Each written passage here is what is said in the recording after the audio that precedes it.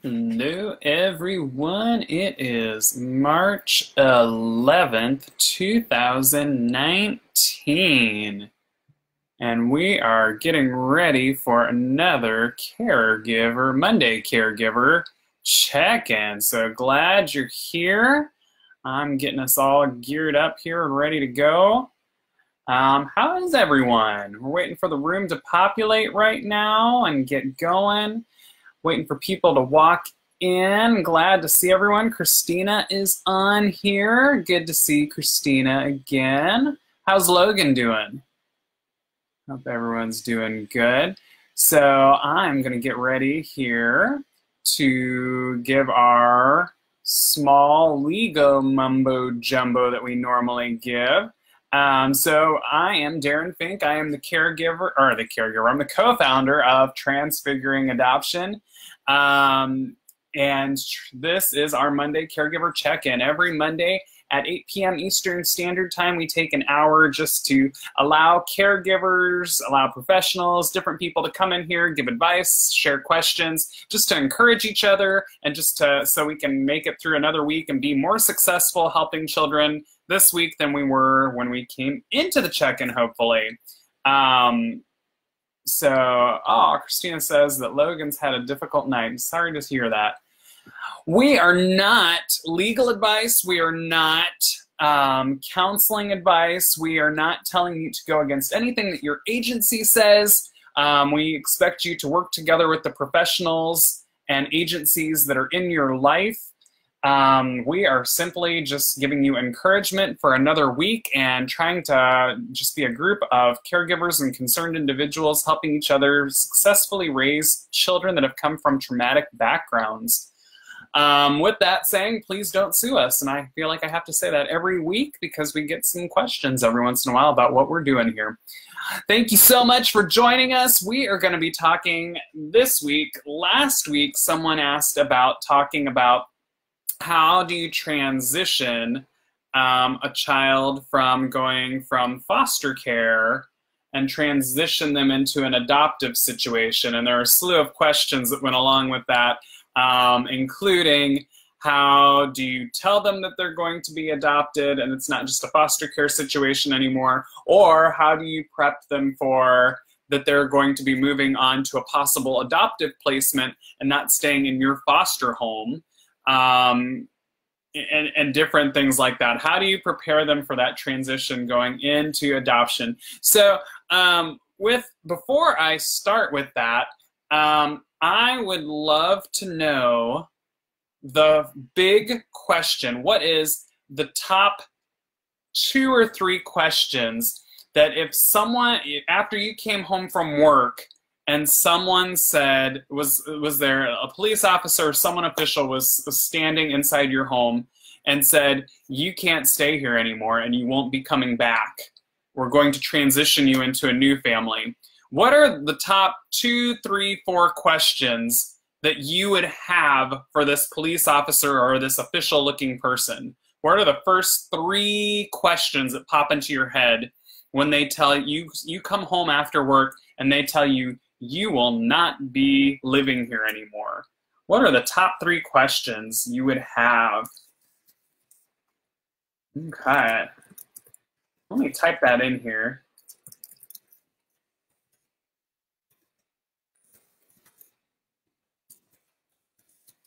Why? Margie is talking with us on chat here, and she would just want to know why. Why will I not be staying here? I think that's a huge one for our kids even. It's just, and then for anyone really, like the why is the biggest question. Like, why? Why is this happening? Why do I have to do what you think? And I wonder if is that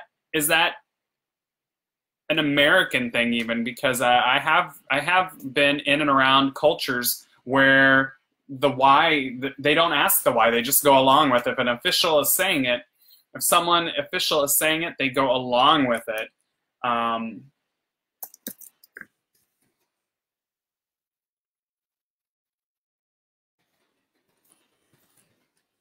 Let me type that in.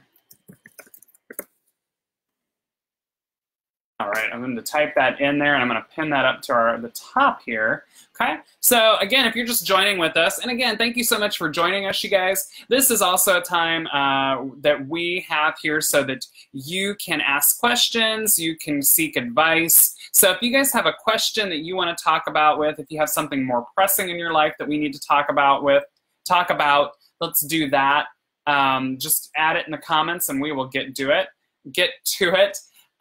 And yeah, and right now, if you are watching, if you wouldn't mind hitting the like button a few times just to let your friends know that you're loving watching this. And if you could also share to your Facebook page and just let people know that you're watching, that would be fantastic. And that just helps us to get more conversation going in the chat room and be able to help more people go through this journey.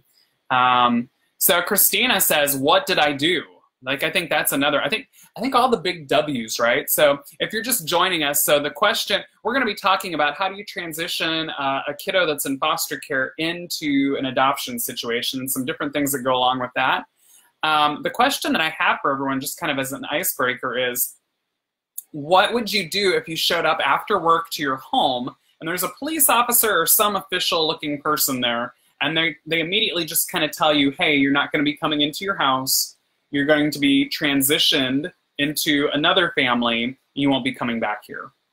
What are some of the top questions that you would have for that police officer? Like the first 2 or 3. Margie was on here saying that she would just be asking why. Why is this happening? Christina said, what did I do? Christina, where am I supposed to go? Yeah, exactly. Where am I supposed to go? And I think even more so than that, and hit the like button if you agree with me. I think, where am I supposed to go and what's it going to be like? And you want to know details about where you're going to go, not just where am I going to go. Because I don't know about you guys, but it's not good enough for me for that police officer to tell me you're going to go to a new home that is safe. Like, I want to know more about it. I want to know, what does it look like? What do they do? Is it like my old family? Like, what's going on with this? I want to know more about it. So, yeah, so what are some of the questions that go through your head if you're told you can't stay with your family anymore and they're telling you you're going to transition to a new family? And I don't know about you guys too, but I mean, I think some of the things that the stereotypical things we tend to hear when transitioning from foster care into adoption is we tend to hear people talk about how it's going to be a better situation, a child's going to be blessed, they're going to be, it's going to be all around just a better situation for them, they should be considered lucky. But in the scenario I just gave, where you show up and a police officer is telling you to go to a new home, how lucky are you feeling? Are you feeling lucky and like this is a new opportunity for you? Christina's saying, why do I have to go to strangers? Exactly. Like, I think that's one thing that we would demand is, why do I have to go with these strangers? I know these other people, like, I know my family. Why do I have to go with these strangers? That's a scary thing. Even when transitioning, if we're transitioning a kiddo from a foster care situation into an adopt, now, of course, there's probably some more, like, they're probably meeting the parents, and there's a little bit more dating that's going on when putting with an adoptive placement, but it's still kind of a scary transition that it can be. So yeah, why do I have to go with these strangers? Why can't I stay with them? Very cool. Well, very cool, you guys. Well, please comment as we're going through this. If you guys have any more questions that you think of or more feelings that you think of for foster and moving from foster to an adoptive situation, can I just see, like, how can I get some people, if you're experiencing on the journey, if you've experienced going from a foster placement to adoption situation, if you could hit the heart emoji. And if you've never experienced going from foster care to adoption, if you could hit the laugh emoji, that'd be awesome. I'd just like to see where everyone's at on this. I'm going to type in what we're talking about here.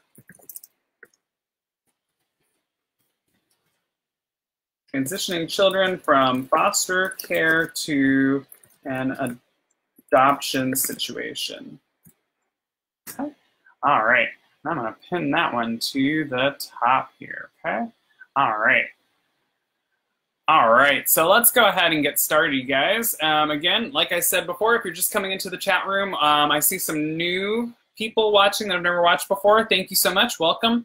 If this is your first time, we are just here to talk about the issues and things you want to talk about. While I did pin at the top that we are talking about transitioning foster children to an adoption situation, we don't have to talk about that. If there's some advice or new things that you've learned and you want to talk about that instead, or if you have questions that you need to kind of have guidance on or just some encouragement on, we'll talk about that instead.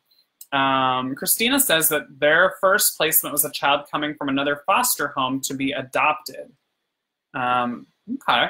And in my situation, I have had, and my children don't mind that if I share this, they actually love it when I share it, and they share it themselves, is they were all in foster care and they were all adopted by us. That's all the children that I have in my home right now. So that's kind of the situation. So I have had some experience with moving. They were quite similar situations though, so I would love to hear, as more people are joining on here, I'd love to hear your situations of what it looks like to be joining from foster care into adoption, because this is going to look different in every situation, I think. Yeah. All right, let me take a look here too. I wanted to show you guys some books, because we are all about using media and books. And I know we've shown these before, but these are so huge, again, for this topic. And that's Robbie's Trail Through Adoption and Robbie's Trail Through Foster Care. And I even found one that is Moving to Another Foster Home. And we just reviewed this one on our website. These are fantastic books. They're by Adam Robe, who, if Margie's still on here, I believe Adam was a former foster youth. He was he's a former foster youth through the foster care system. And so he's helped to write these. The illustrations are phenomenal. Illustrations are by Natalie Gavitt. They're really neat. They're nice and cartoony looking. But it is what the titles say. You do follow Robbie as he is going through foster care. And I'll show you guys one thing that I love about this with our topic that we're talking about.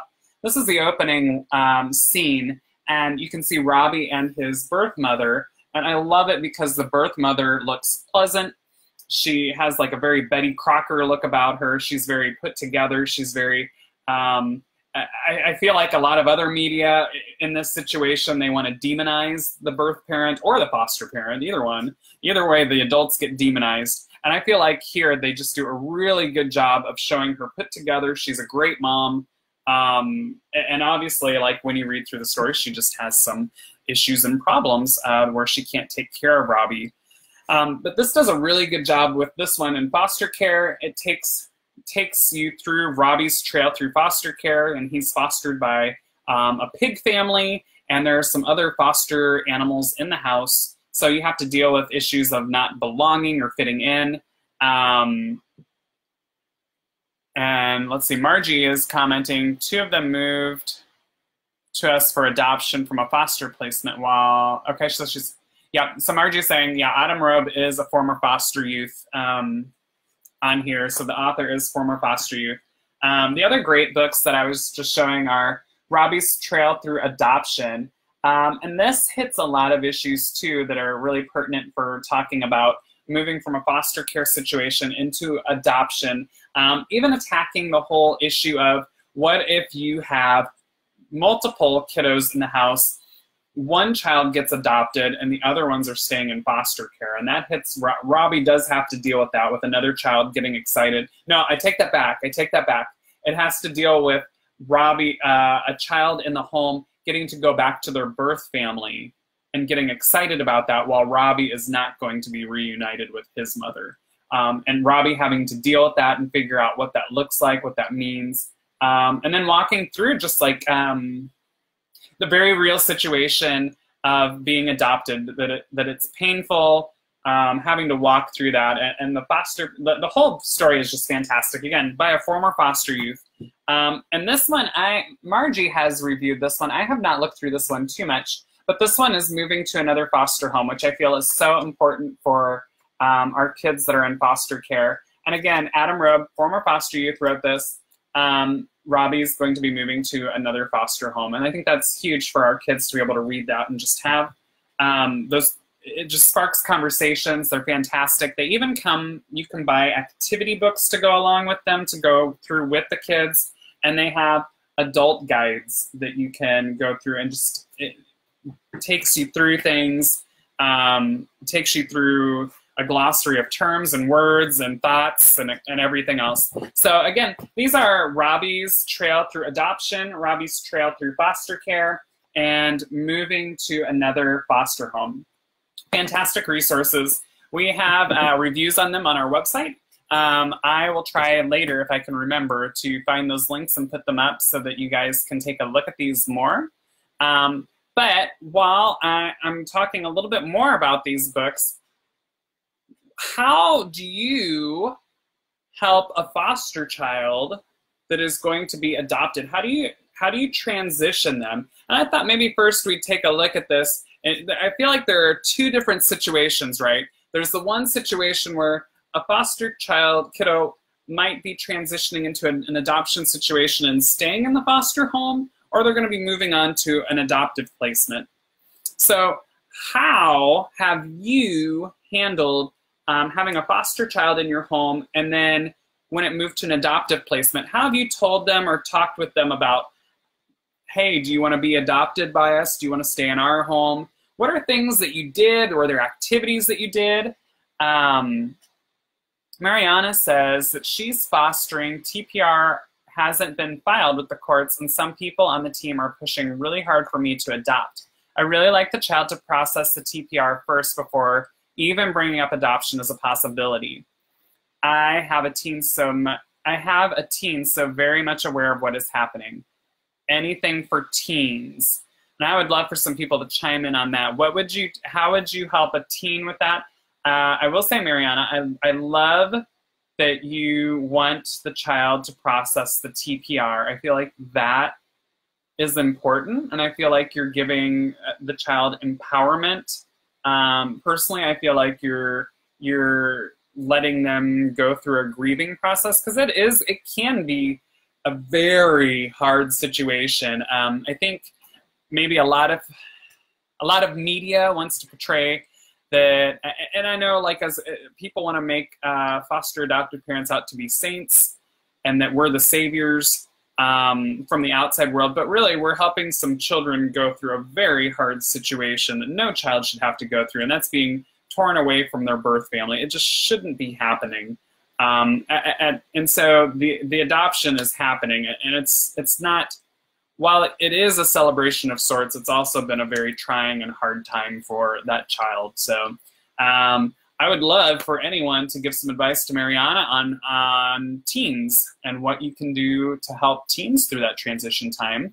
Christina says, we have had 4 situations. 1, child moving from their 6th foster home to be adopted by us. 2, the kids that we fostered then left to their grandpa, eventually asking for us to share custody with him. 3, 2 boys returning to their birth family. And 4, sibling set of 3 where we were able to adopt 2, and through some difficult circumstances, the other children had to be institutionalized. Oh, that's sad. So we had lots of differences. Yeah, there is lots of differences for sure. And what are, again, I'd love for people to help Mariana out as far as, like, what can you do to help teens? What do you do to help transition a child into letting them know this started out as a foster situation, all of a sudden it might be turning into an adoptive placement? What do you do with that information, and how do you prepare that child? How do you walk them through that journey? Christina says that they used books and dialogue. We had them in counseling. We had lots of questions that were hard. The most interesting question from a 5-year-old was, well, if my birth parent dies, would you take me to her funeral? Ooh, that's interesting, right? That's a very real question. any books for teens as far as transitioning into an adoptive placement. I don't have any off the top of my head. I would love, because obviously we do book reviews, I would love to know of some. We did talk about last week, and I don't have it here on the table with me, we did talk about a book called Jazzy's Quest. It's a 2-part series at the moment. And I would say that's more for middle school children. Probably more like upper elementary, but I think you could get away with middle school with it. And I'm not sure it really handles there's one character in it named Michael, and he is a child of color that he's adopted. He was in foster care. And so there is with that character a little bit of talk of just having care and things like that. So Jazzy's Quest is phenomenal. Hey, John DeGarmo's on here. Glad to have you, John. John would probably know, actually. So yeah, like that. I don't know if that would be for teens necessarily, but middle school kids, I think you could get away with that book and talking about it. Mariana says that my teen asks me the same thing about her bio family, always mentions a bio family member, even some she hasn't seen in years, and asks if I would take her to their funerals, or because she's a teen, she'll say, do I need to request it from the court if they won't take me? And Margie says she's racking her brain for teen books. I can't think of any off the top of my head. I think we'll have to get back to you guys on that one. But who knows, we might pop up and think of something eventually. Yeah, so what do you guys think? So we definitely have kids that are wondering. I know for, like with our experience too, children are wondering about, so how are you going to treat my birth family after I'm adopted? Like what's going to happen? And I think to me that says that my birth family is still important to me. So how are you going to handle it? And those questions, I think I'm glad they asked those. I think they're very real, and I'm glad that's actually exciting that they're open with you guys enough to ask those questions, those serious questions. So bravo to you guys that they're asking those questions. I think that it's saying to me that, hey, my birth family is important to me, and I want to see what you're going to do with it. And I think just having those, I think what you guys are saying too, just having some honest, Christina I think said it, having some honest dialogue about what's going to happen, what does that look like. And I think last week we talked about it a little bit too, how we had a therapist, a counselor actually walk our family, and we've had kiddos in our home where she played the what if game, because I think something that can make things really scary is the unknown. And just those unknown questions. And so if you can walk through and say, well, what if that happens? Well, then what if? Well, what? And if you can walk through to the end of the situation with the what ifs, then it's not so scary anymore, because you've kind of talked about it, you've processed it, and you've figured it out.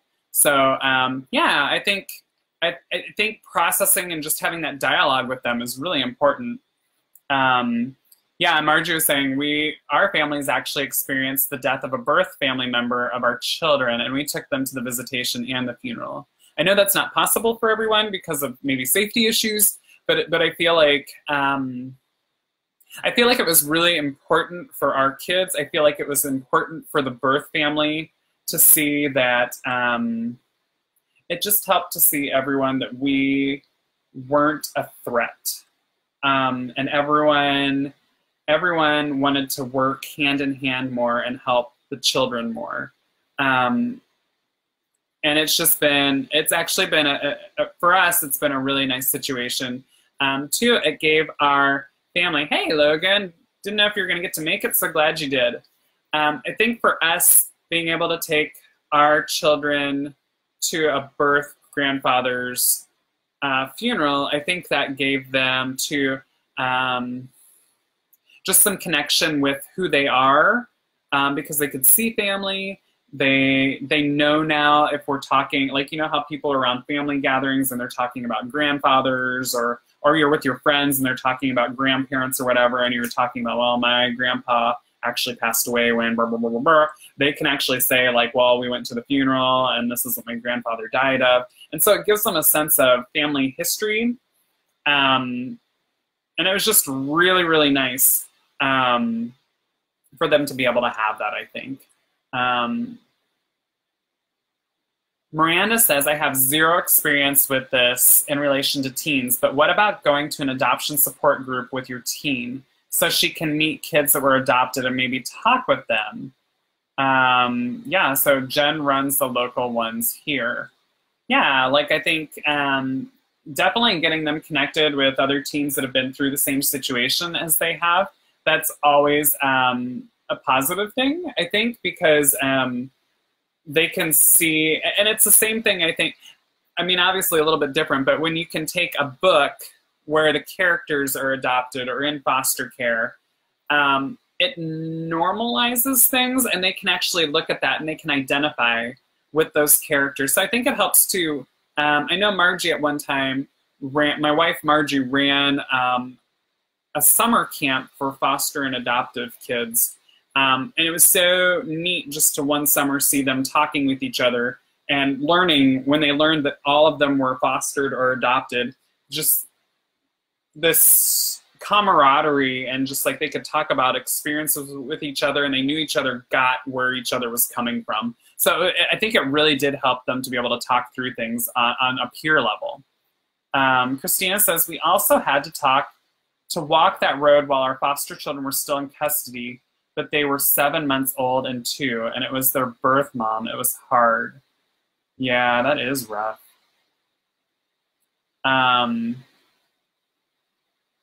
Yeah, I wish Dusty was on here too. Actually, Margie, if you wouldn't mind, if here, I'll invite her real quick.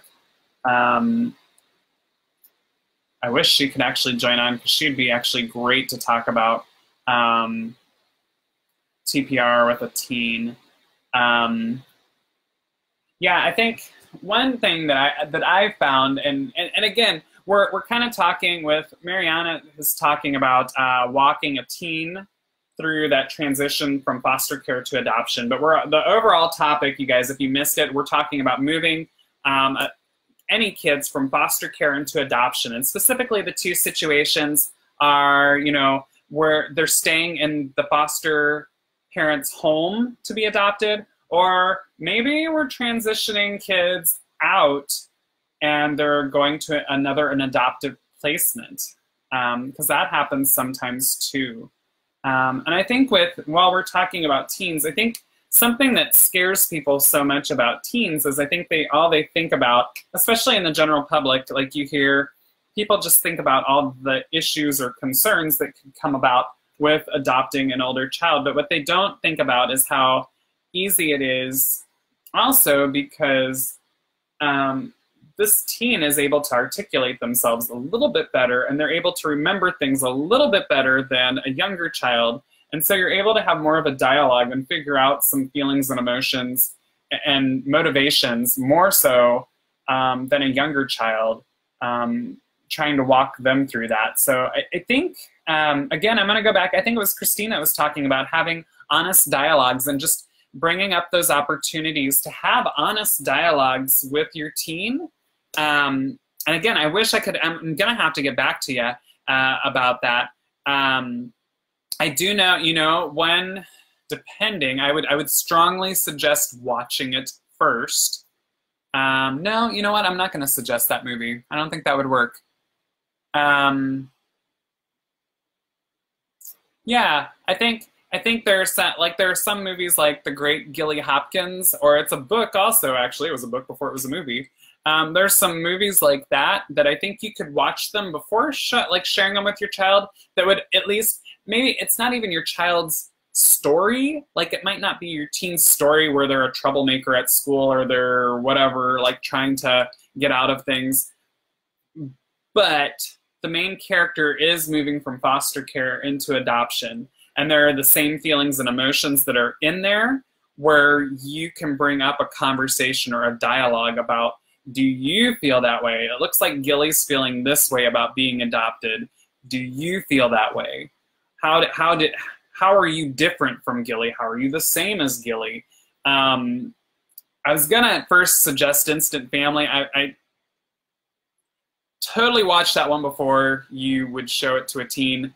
But I mean, something like The Great Gilly Hopkins might be interesting, or something where there is a foster child that's moving into an adoption situation, because it just opens up the doors where you can say, it gives the opportunity. You might not even talk about it after watching the movie, but it gives the opportunity for you to talk about it. And it's a natural thing too. So it's not like you're forcing a conversation where you have to say, you know what, let's have a conversation about you being adopted. Margie says, when we accepted an adoptive placement, they were preteens and the agency had them in counseling to help them process TPR and the transition. And yeah, let me reiterate, like from the beginning too, like I think you have to work with your professionals. I think that's just all there is to it. Like you do have to work with professionals that are trained in counseling and therapists that can walk your children through these things, and they know what's going to happen, and they know when to open up Pandora's box just enough so that there can be processing done, and then at the end of the session they know, okay, we can close the box now. Where I feel like a lot of times as parents, maybe we're not necessarily trained with that. So you might open up Pandora's box a little bit too much and not be able to close it, and then you're seeing the counselor anyways. And I feel like I am missing all sorts of comments on here, guys. I am so sorry because my page isn't keeping up with you guys. It's fantastic. Mariana says that she feels good about talking to her teen and more frustrated about the adults who have roles in the case that are moving too fast and triggering my teen when all is good otherwise. So sometimes they talk to her about it and leave me out of the loop until I get the behaviors and have to work backwards. Oh no, I'm so sorry about that. Yeah, I feel like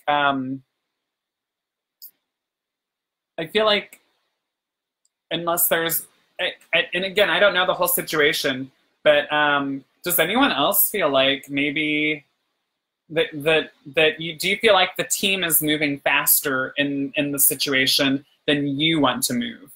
I know I've felt that way when going from the foster care to adoption situation, where I felt like the team was moving faster than maybe we were ready to move, or maybe even our kids were ready to move, and we just kind of needed some time to get into a groove or figure things out.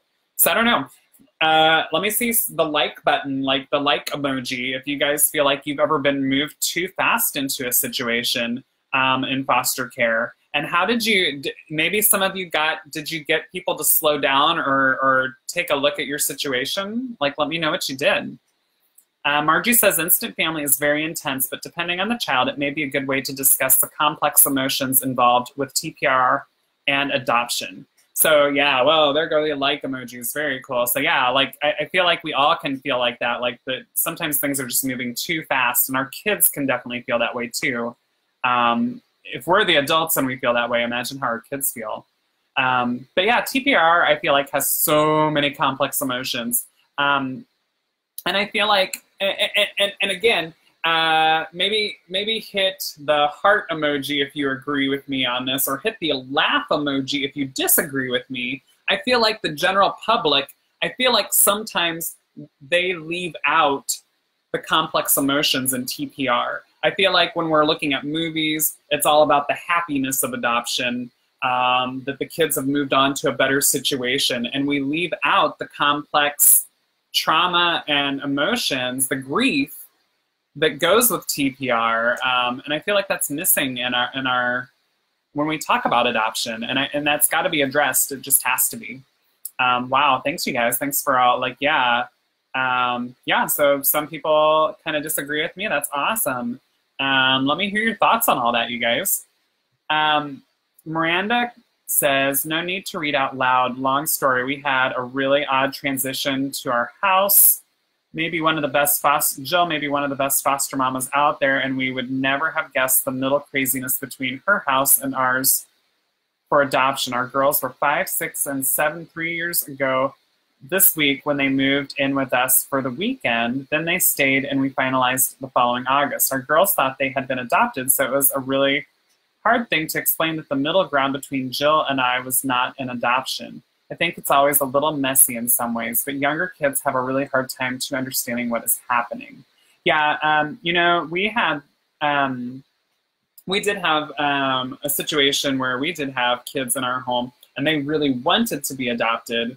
And we had to take a firm stance too with no, well, first we were a respite home, and then we had to take the stance, no, we are a foster home. And we had to reiterate that over and over again.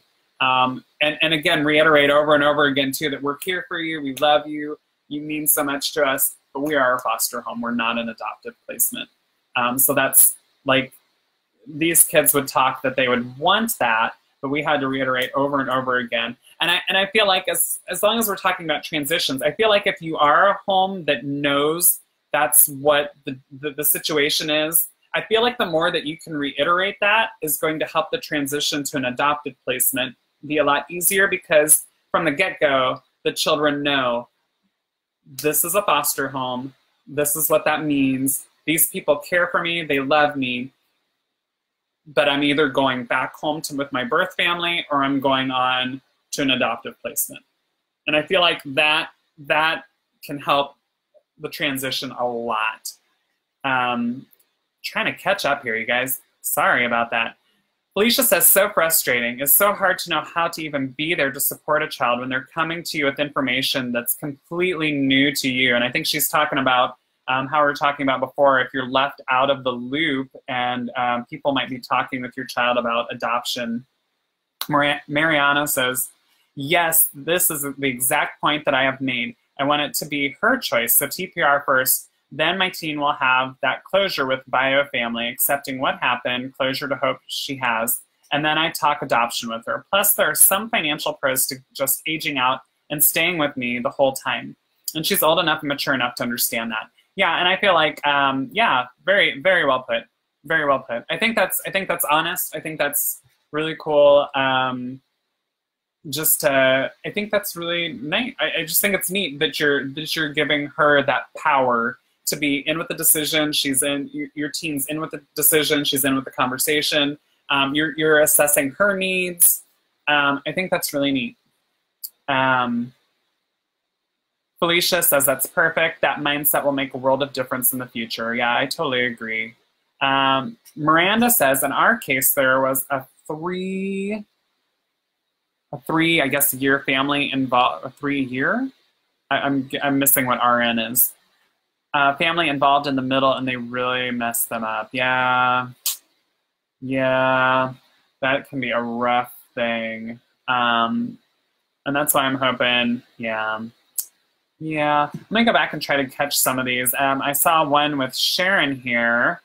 Sharon says that she knows that we're still in the foster stage, but one of my foster kiddos has been in the hospital, day 45 now, and we have been there to involve them in all of it. We have been super blessed to be able to have both my family and my kiddos' families bond and care for this sick little girl. It has made it so easy for the kids to see us all interact in a friendly, easy manner. But we also talk about their family in a kind, positive manner and try to make sure that the kids know that their family will always be our family, and that even if they come to live with us forever, their family can always be in our lives. That's really cool. And I think the more that we can do that, I know that's not always possible. I mean, don't get me wrong, you guys. I know whenever Margie and I are on here, we always are best case scenario, and we say definitely push for this, like push for it, is have as much birth family connection as you can. It's so important to a child. And I would say push for it. But there are those cases where it's just not possible. I mean, to be honest, really, in the best world, I wish like foster care shouldn't be a thing. Adoption shouldn't be a thing. But there are instances and cases where we have to have them. But Yeah, so I think it's great when you can interact with the birth family as much as possible. I think it puts the kids at ease. There's just so many good reasons, right? Like for being able to interact with the birth family and to work together with them and do different things. It's just so important and for the health of the child and the success of any kiddo.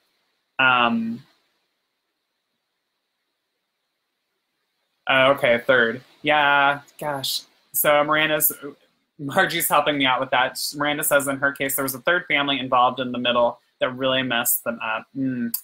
That's rough. That's rough. It's hard. It's hard when there are, I feel like with any of us, like there can be some things. Hey, Dusty's on here. Dusty, we have a question for you. We are talking about transitioning children from foster care into adoption, and someone had a question about TPR. Is happening with a teenager's birth family. TPR is happening. How do you transition a teen successfully from a foster care situation into an adoption situation? So I hope Dusty can spread some light on that. Because we've been actually waiting for you to join and hoping you would. Jill says that she feels like we have a lot of failed adoptions here. It causes a lot of bonding issues. Yeah, yeah. Yeah, failed adoptions, I feel like, definitely causes a lot of bonding issues because you're telling a child, with all of our language that we use with adoption, you're telling a child, this is your forever home, this is where you're going to be, this is where, you were separated from your birth family, and that was a hard and difficult, horrendous process, but now you're in this adoptive home, and then when that fails, what does that say? Again, going back to at the beginning, we were talking about, I gave the scenario, what would you do if you showed up home after work and there was a police officer there and said, you can't go in your house, you're being transitioned from this family into a new family, you won't be seeing this home or your family anymore. I can think that would just be, the questions we were getting from people of what they would ask were why, what did I do, why do I have to live with strangers? So those questions, and then can you imagine how much more compounded it's going to be when you show up to another home that you're telling this is it, this is the home that you're going to stay at until end of time or end of your time. This is where you're going to be. All of a sudden you're being told I have to move on again.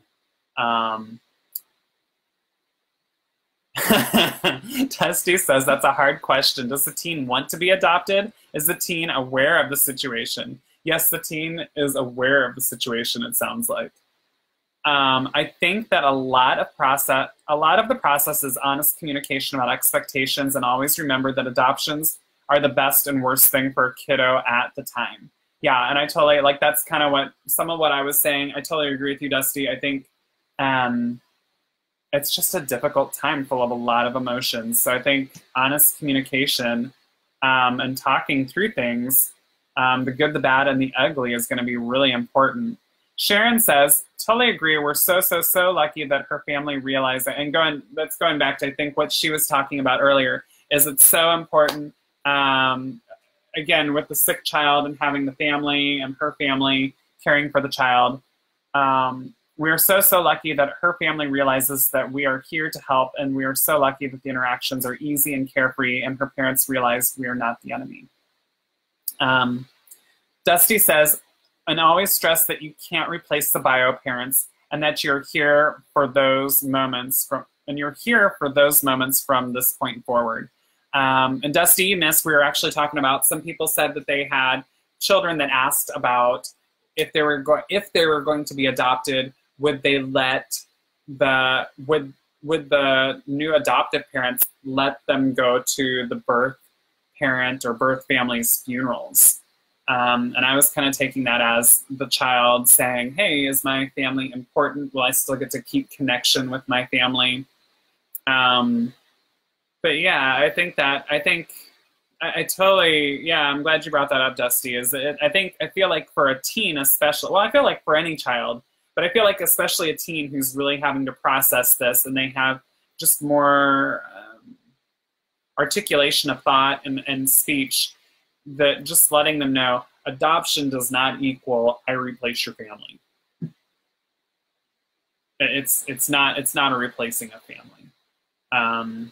Absolutely. I'm so glad you're on here, Dusty. Thank you so much. I forget who had it. Was it Mariana that had those questions? I don't know if you're still on here, but if you have any more for Dusty, Dusty is a slew of knowledge with us if you would like to ask more. Dusty says, look, I took my daughter out for Starbucks and gave her a diamond necklace so that she now had an heirloom to pass on in a new tradition. And why wouldn't you let a kiddo go to the funeral? I can't imagine saying no to that. Exactly. No, they weren't saying no to it. It was the question that the child had.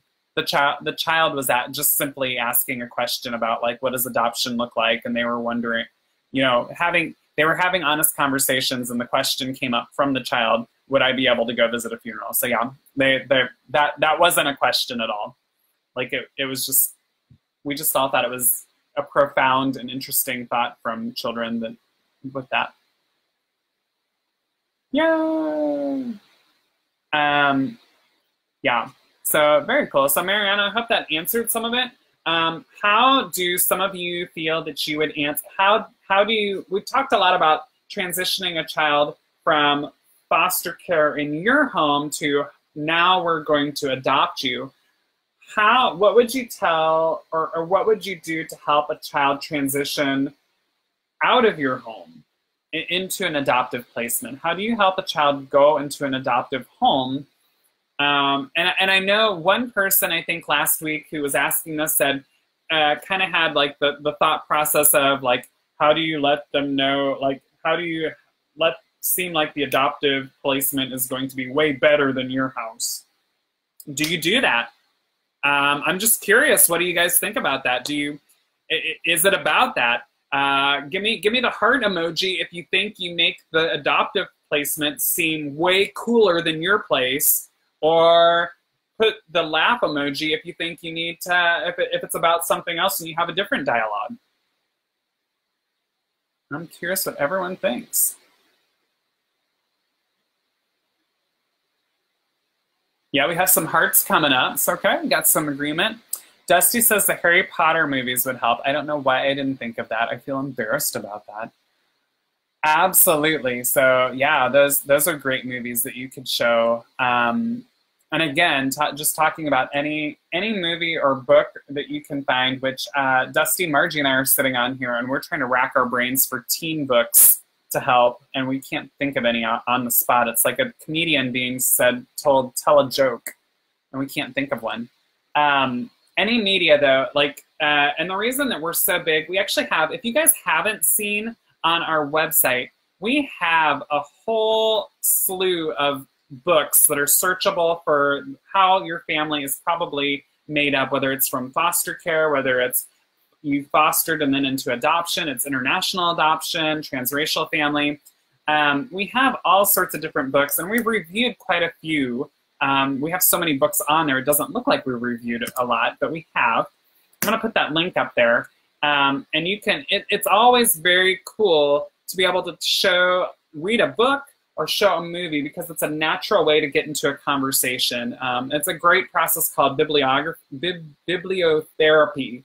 And it's just a phenomenal process that's been used for centuries. And I'd love to get into that more, but that's not our topic.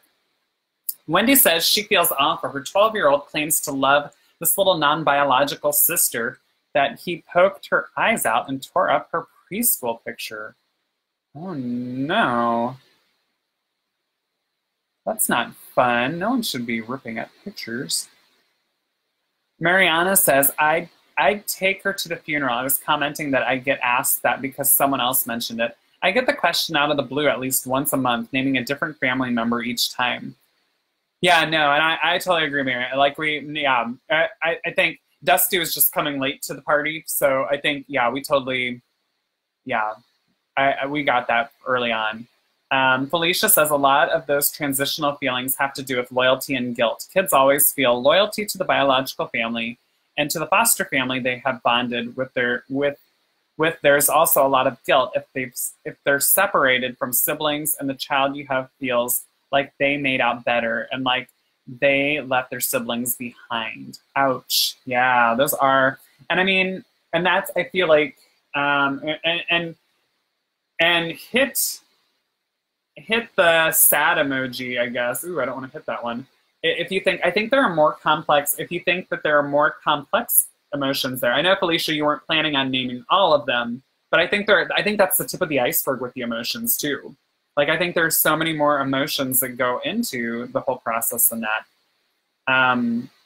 Wendy says she can't imagine having her kids. That's great.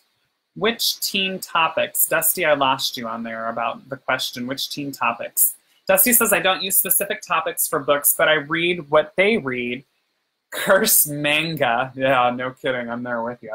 And then we have something to discuss, which helps bonding. Yeah, I totally agree. And I think when I'm talking about topics, I think I'm just talking, reading what they're reading, but also I think that it doesn't have to be foster care and adoptive related. I feel like as long as you're, I'm trying to think of something right now and I can't. Okay, something that might be like a younger thing. Well, no, our teens sometimes, like Fears of the Dark. If you're reading something about like someone that's scared of the dark, or a character that has does a superstitious something or other because they're scared of the dark, that opens up a conversation to talk about that character's fear of the dark. And then maybe that conversation can lead, you can maybe point that conversation to, so is that how you feel when you're scared at night? I feel a little different when I'm scared of the dark, but is that how you feel? Like, and it just opens up a healthy dialogue, and all you were doing is reading a book together or watching a movie together. Jill says, I always pump up the adoptive family. I talk about how in my home kids come and go, but it will be so cool to just be. I also tell them I will also be in their life, and it will be like I'm an aunt. So now the kids get excited that I'll soon be their aunt when they move out. Oh, that's kind of fun. Yeah. Aunt Jill. Let the kid go. All my teen boys want and long for is closure with Biomom. Mom just quit coming to visits and moved out of town. Oh no. And that can be rough too when you have something harsh like that happen, unfortunately, with mom. Okay? So the day I told my daughter about Biomom TPR, my heart broke. Yeah, absolutely. And again, I feel like that's another complex emotion. I feel like one thing I did, and spoiler alert, if you haven't seen Instant Family, I do feel like Instant Family, the movie, did such a good job of showing the general public what foster care looks like and the complex emotions, especially where there was one point in time where it doesn't ruin the plot for you, but where the foster parents are taking the children to a visit with their birth mom, and they see mom loving on the kids, and you know she just got out of prison and she hasn't been using she's put together and she's loving her kids, she's having fun with them, and they walk away saying, are we breaking up a family? Like, are we, as fostering and looking to adopt, are we breaking up a family? And just like the heartache and the questions and the different things that go along with that, I feel like that movie did a really good job overall of showing the different emotions that people don't think about. Miranda said, after adoption, like it's been years since they saw their bio family, what do you do when Biomom reaches out to you over Facebook? Our Biomom reaches out every few months and makes me think we could meet and work on a relationship, then something changes and scares me off. It happened 3 times now. I'm not anti her in our life, but worried about how stable she is. My kids are too young for social media yet, but I worry about her finding them once they have accounts, and I have no idea how I handle that. Okay, Dusty says, if I lose you, my phone died. I promise I'll be here next week. Dusty, you're awesome. Thank you so much. So what do you guys, I do want to spend a little bit of time on Miranda's question, if anyone has any thoughts or suggestions for her. And I will be wrapping up here in the next 5 minutes or so, you guys, so just so you know.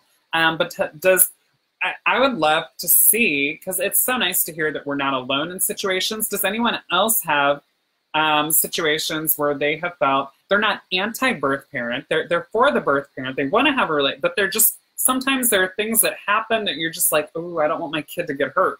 Like, I don't want, can you hit the heart emoji if you've ever had that, where you're pro-birth parent, but you're just a little uneasy. You're being a protective mama bear, protective papa bear, and there are just some things that scare you off. I've had those. So what do you do when BioMom reaches out on Facebook and wants to have a relationship? What are things that you can do if the kids are too young for social media, and there are just some things that you're questioning, maybe some decisions that you say, maybe it isn't the safest to meet in person? What do you do? Yeah, and so let's see.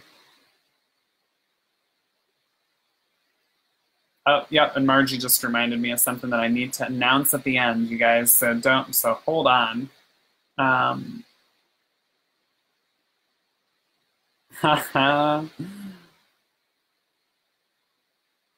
So Christina says, we are right there with you. My kids are almost to social media age. I have to try to be honest and share info as they ask.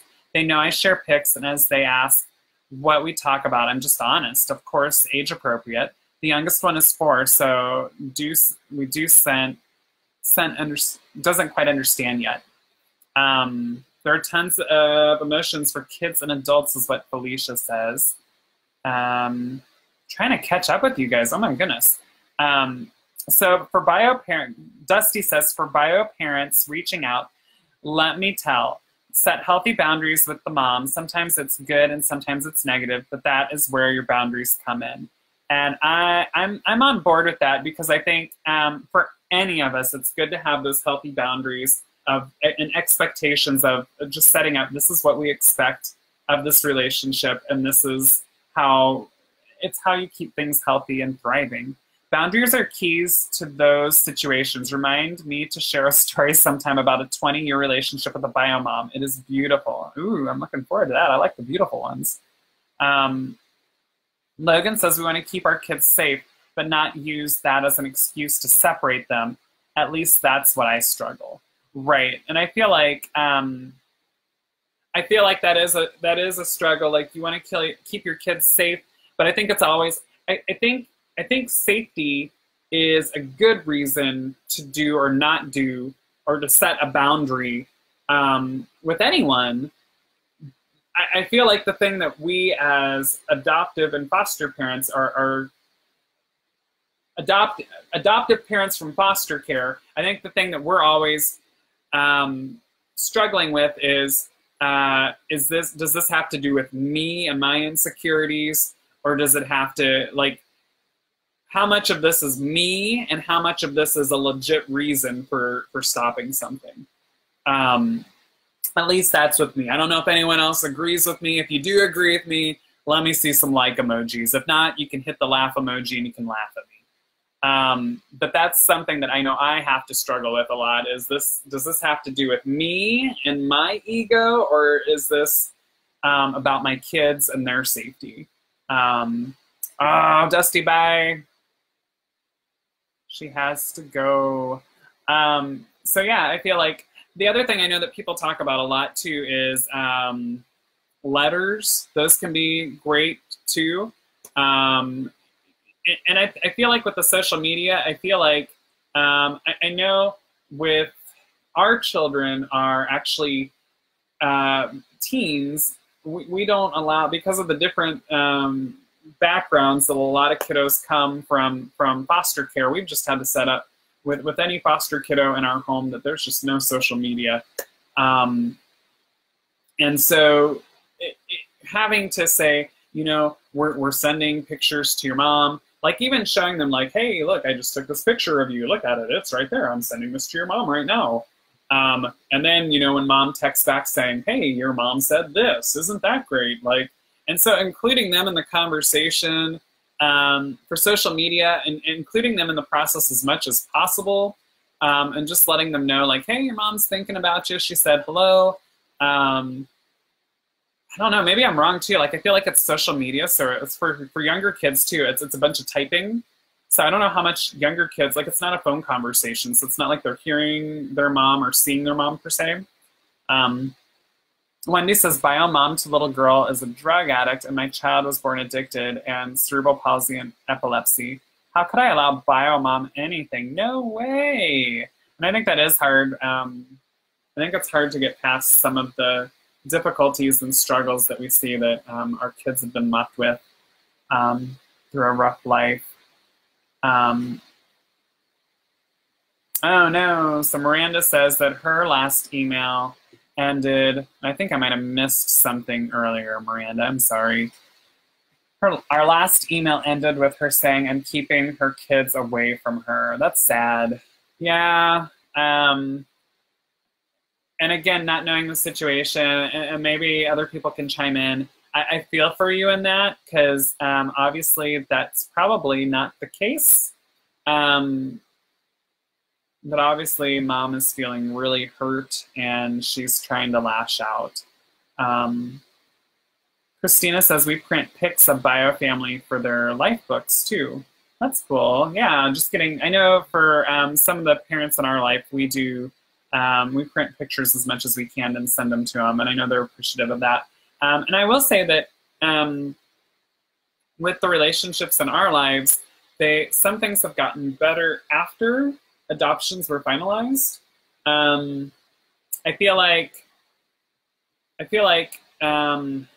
with court and different things going on that we weren't even a part of, I feel like there was a struggle there, and after the adoptions were finalized, the struggle was done, the fight was over, and so then after adoption, things could kind of quiet it down and can move on to like healthy relationships and just better things for the kids and the birth parents too. Wendy says, biological mom hates me and did the same, blames me and not all the drugs. Yeah. So there's this one phrase that I've heard spoken that's hurt people hurt people. And I think that's, I think that can be difficult for us as foster parents or adoptive parents, especially since it seems like we're in the middle of the situations a lot where we aren't the courts, we aren't the caseworker, we aren't the people necessarily making the decisions, and we aren't the people that took kids out of the home, but we get blamed for a lot of the things. And I think that can be hard. And it's easy to say that hurt people, and that we just need to look at it that way, especially when you're getting yelled at or accused of something. But I feel like we have to, I totally get it. I get it. That's rough. It's rough. It's rough. You guys, it's past 9 o'clock, so I really need to wind things down. Yeah, Christina's saying that they've dealt with that also. I think we all have. I mean, yeah, I mean, hit the sad emoji. I hate hitting the sad emoji. Hit the sad emoji, though, if you've had to deal with being accused of keeping children away from birth parents. It's a rough situation. And the only reason I'm asking you guys to do that is just so people can see that we are not alone in having to deal with that situation. You are not alone. You guys, we are going to have to wrap things up here. So next week, Margie wanted me to share this and I almost forgot. Next week is our spring break for our kids. So Margie and I are going to be taking some family time. So next week there will be no caregiver check-in. We'll be back the following week. We'll see you guys in 2 weeks. But next week, I believe that is the 18th, there will be no caregiver check-in. We're going to be spending some family time and working on our family and having some fun. So if you guys have something that you want to talk about, we did have someone last week also that asked about attachment disorders. Is that something that you guys would like to hear about, is talk about kiddos that are having to deal with attachment disorders? That's something we could talk about. If you have another question or another situation that you want us to talk about or center things around, we can do that also. Just leave it down in the comments so that we can talk about it. I will later on tomorrow probably go through and try to find these links to Robbie's Trail Through Foster Care. I did include the link to our book list on there. If you guys would like to go check out our book list and take a look at all the different media that we have reviewed or taken a look at, that would be probably beneficial for you for sure to take a look at different books that you can use. And the last couple things that I will say is we are still doing our Sweet Dreams Nightlight Drive. That will be going through the end of March. If you know a business or you know an agency or you know anyone that would like to donate nightlights, please visit our website to our Sweet Dreams Nightlight Drive. We are trying to get thousands of nightlights donated so we can give them to new foster families so that they can help kids that have been sexually abused sleep better through the first night in their home. And the last thing that I will say is if you want to visit our online store, we have some great new Easter outfits that you can still order in time for Easter. They're custom made. We have dresses for girls and women. We have button-up shirts for men and boys. All sorts of fun stuff, actually.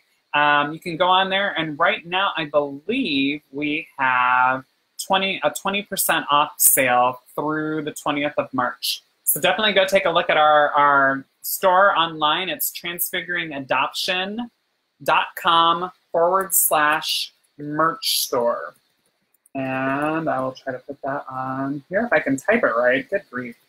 Thank you guys so much for everything that you do. You guys are all amazing. We will see you in 2 weeks. Remember, next week there will be no check-in. We're taking a week off for family time.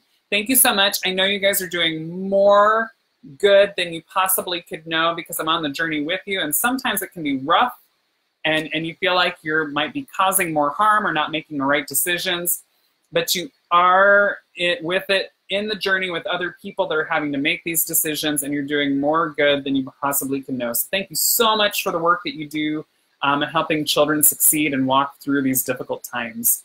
I'm Darren Fink. I'm with Transfiguring Adoption. Thank you, and I hope we're helping you to nurture and grow your foster or adoptive family. Appreciate y'all. Love ya. Talk to you later.